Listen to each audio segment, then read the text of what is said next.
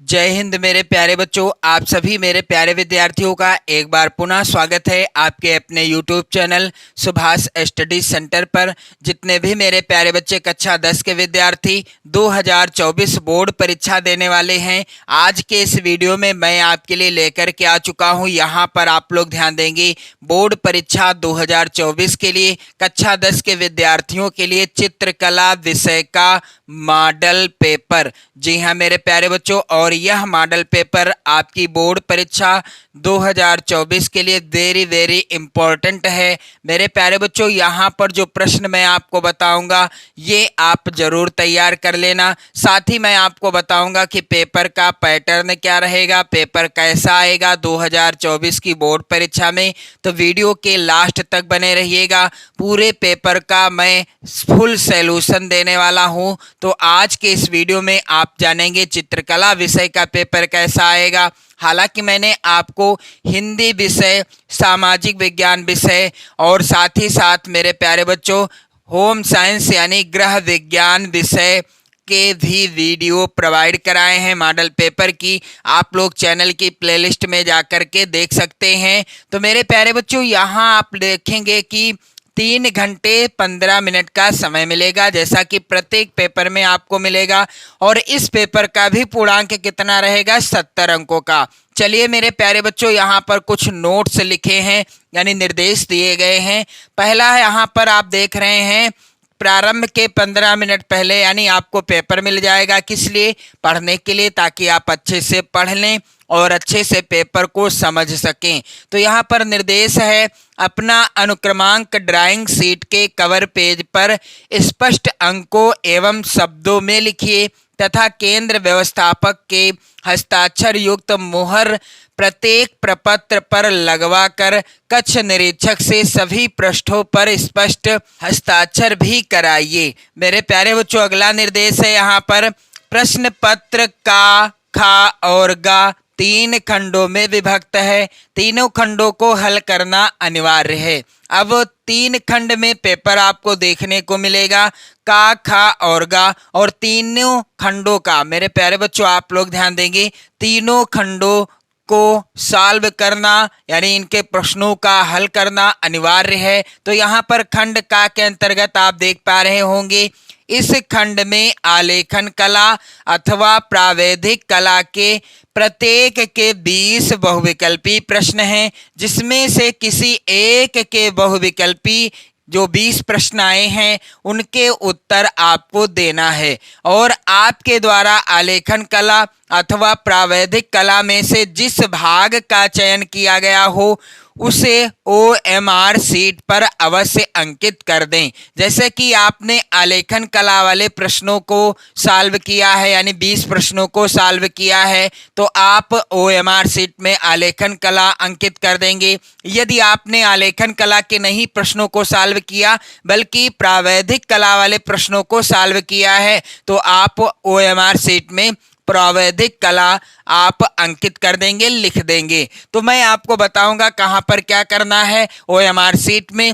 मेरे प्यारे बच्चों, सबसे पहले आप देख लें प्रश्न किस तरह के आएंगे। तो आलेखन कला के जो प्रश्न हैं यहाँ पर, निम्नलिखित प्रत्येक बहुविकल्पी के 4 विकल्पों में से एक सही उत्तर चुनिए। जो भी सही है आपको बताना है। ये सभी प्रश्न आप लोग तैयार कर लेना, वेरी इंपॉर्टेंट हैं। इस मॉडल पेपर के सभी प्रश्नों को मैं सॉल्व कराता जाऊंगा। तो आप लोग यदि नए हैं चैनल पर तो सब्सक्राइब कर लेना चैनल को। पहला प्रश्न है, वर्ण का अर्थ क्या है? तो उत्तर हो जाएगा, वर्ण का अर्थ क्या होता है? रंग होता है।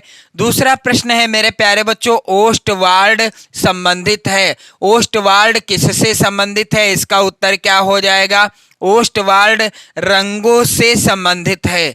प्रश्न संख्या 3 है मेरे प्यारे बच्चों, लाल और हरा रंग है। लाल और हरा रंग कौन सा रंग है यानी कैसा रंग है? तो इसका उत्तर क्या होगा? लाल और हरा रंग क्या है? एक दूसरे के विरोधी रंग हैं। यानी लाल का विरोधी रंग क्या होता है? हरा। हरा का विरोधी क्या होता है? लाल। तो ये दोनों एक दूसरे के विरोधी रंग हैं।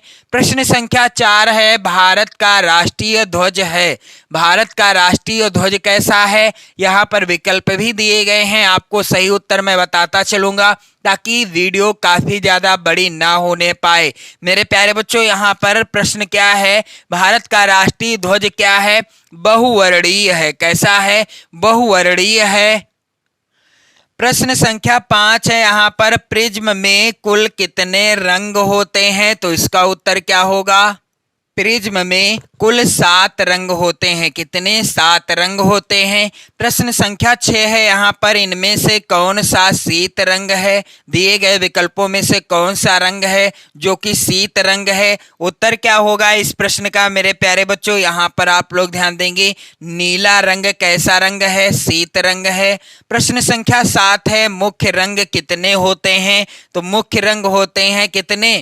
3 रंग होते हैं मुख्य। इसके बाद मेरे प्यारे बच्चों प्रश्न संख्या 8 है, तटस्थ रंग कौन से हैं? तो दिए गए विकल्पों में से सही उत्तर क्या होगा? तटस्थ रंग कौन से हैं? इसका उत्तर हो जाएगा सफेद काला। यहाँ पर पहला ही विकल्प क्या है? सही है। प्रश्न संख्या 9 है मेरे प्यारे बच्चों, निम्नलिखित में से कौन सी लयात्मक रेखा है? इसका उत्तर क्या हो जाएगा? सरल रेखा। यहाँ पर पहला वाला विकल्प हो जाएगा सही।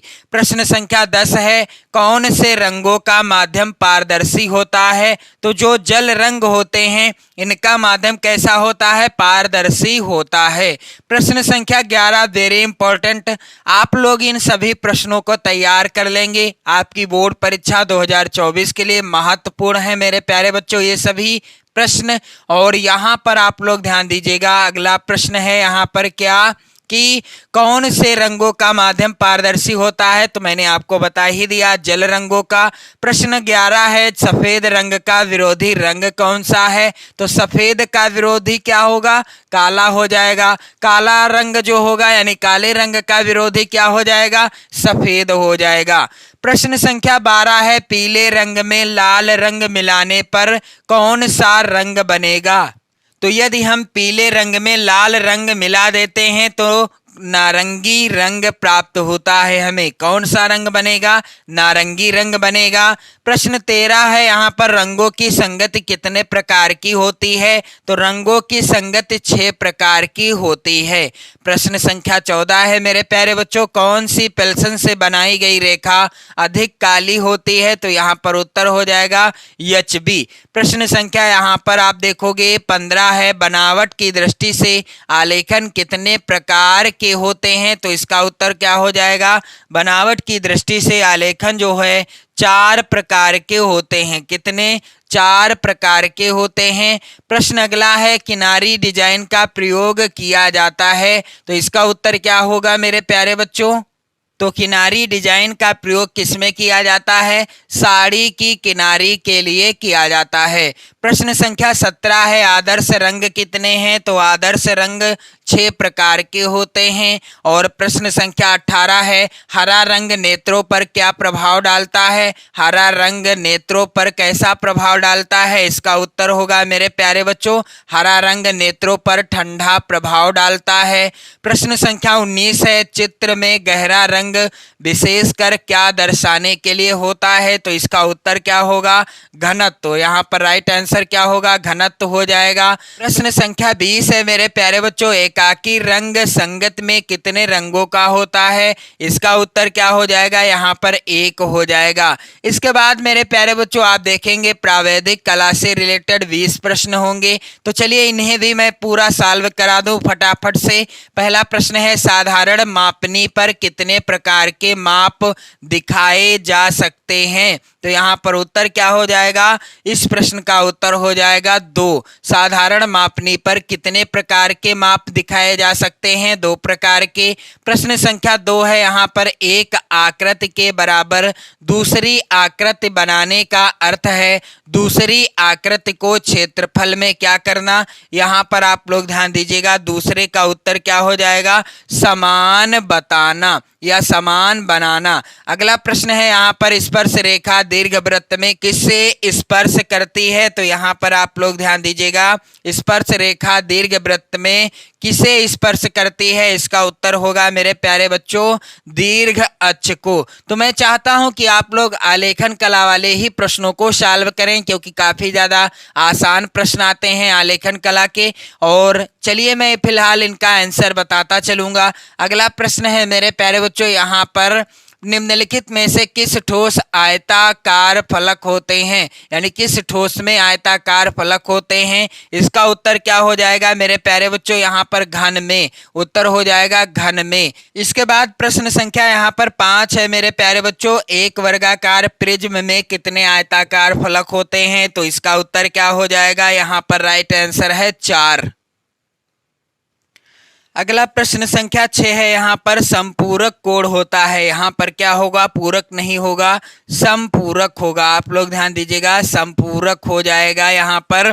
और संपूरक कोण होता है कितने अंश का? 180 अंश का। और प्रश्न संख्या 7 है, वर्ग का प्रत्येक कोण कितने अंश का होता है? तो वर्ग का प्रत्येक कोण 90 अंश का होता है। यहाँ पर अंश लिखा होगा मेरे प्यारे बच्चों, आप लोग ध्यान दीजिएगा। प्रश्न संख्या 8 है, 1 मीटर में कितने सेंटीमीटर होते हैं? तो इसका उत्तर क्या होगा?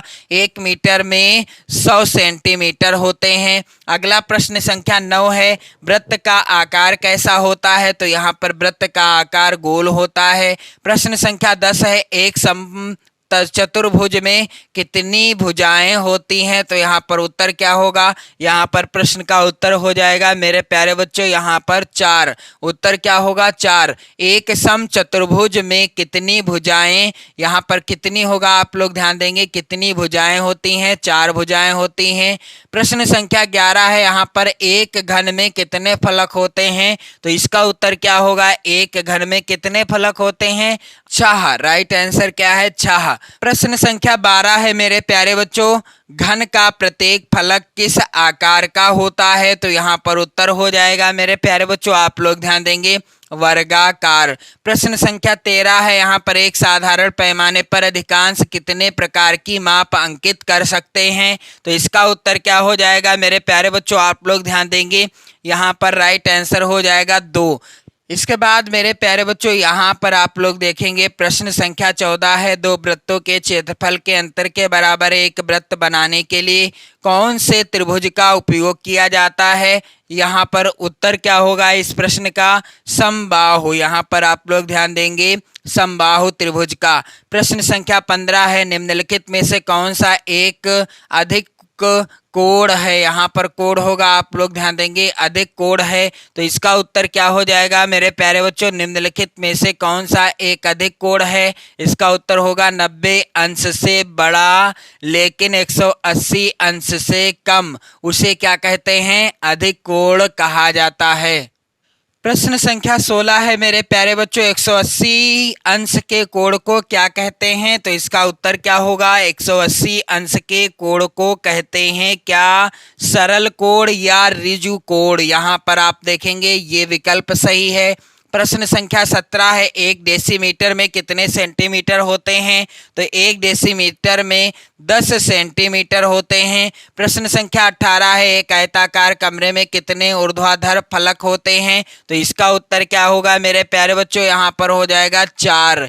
अगला प्रश्न है, यदि बेलन का एक सिरा वृत्ताकार है तो दूसरा सिरा होगा कैसा होगा? मेरे प्यारे बच्चों इसका उत्तर हो जाएगा दूसरा का सिरा भी क्या होगा? वृत्ताकार ही होगा। प्रश्न संख्या यहाँ पर 20 है, निम्नलिखित में से कौन सा आकार त्रिभुजाकार है? तो यहाँ पर पहला ही विकल्प सही है। मेरे प्यारे बच्चों आप लोग वीडियो शेयर कर देना, लाइक कर देना। और इसके बाद मेरे प्यारे बच्चों आप यहाँ पर देखेंगे खंड खा के अंतर्गत, खंड खा के प्राकृतिक दृश्य चित्रण अथवा आलेखन कला अथवा प्रावैधिक कला में से केवल एक का ही चित्रण करना है। चाहे आप प्राकृतिक दृश्य चित्रण बनाएं या आलेखन कला बनाएं या फिर प्रावैधिक कला में से किसी एक के ही प्रश्नों का उत्तर देना है। तो यहाँ पर प्राकृतिक दृश्य चित्रण से संबंधित प्रश्न आप देख लीजिए। दिए गए ड्राइंग शीट पर 20 × 15 सेंटीमीटर के आयत में एक दृश्य चित्र तैयार कीजिए।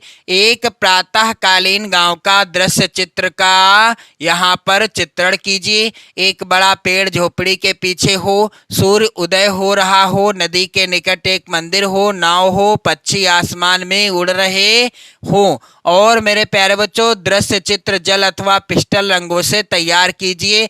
चित्रांकन करते समय निम्नलिखित बातों का ध्यान दीजिए। मेरे प्यारे बच्चों, यहाँ पर आप लोग ध्यान दीजिएगा, अथवा में है प्रश्न आलेखन कला।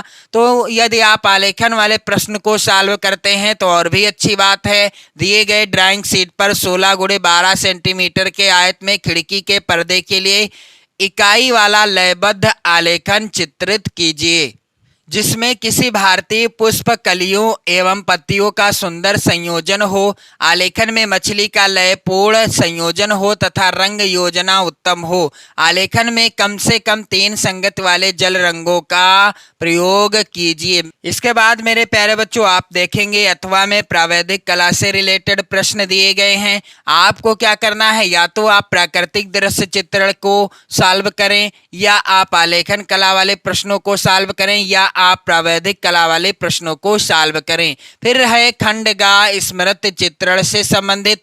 इस प्रश्न के 2 भाग हैं, का तथा खा। दोनों ही भागों के चित्र बनाना अनिवार्य है। निम्नलिखित में से किसी एक का स्मृति चित्रण पेंसिल के माध्यम से बनाइए। चित्र की माप 15 सेंटीमीटर से कम ना हो।